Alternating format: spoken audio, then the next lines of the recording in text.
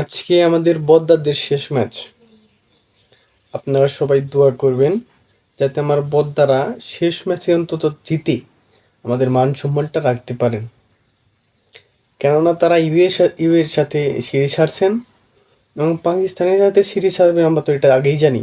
তাদের সাথে একটুকে প্রত্যাশা করছিলাম যাতে তারা ম্যাচটা অন্তত ফাইট করতে পারে। না, তারা তো ফাইট করবেই না, তারা বলেই নিয়েছে আমরা ইউ এর সাথে সিরিজ ছাড়ছি, এবার আমরা পাকিস্তানের সাথে ফাইটই করবো না। বোলিংয়ে যাব রান দিব, ব্যাটিংয়ে যাব উইকেট দিব, ফাইট মাইট করার দরকার নাই আমাদের। আমাদের বিসিবি পরিচালক যে, তাকে নিয়েই চলছে নাটক।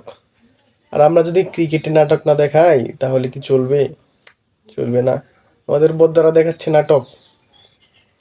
টি-20 কীভাবে খেলতে হয় এটা তো জানেই না, আমাদের কোচরা তো শিখাই নাই। কোচদের শুধু শুধু বেতন দিয়ে রাখছি আমরা, আর কিছু না, দেখার জন্য।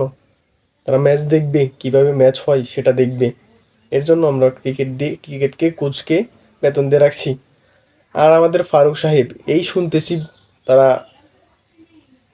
সরে দাঁড়িয়েছেন ফারুক সাহেব। আবার শুনতেছি ফারুক সাহেব তিনি সরবেন না।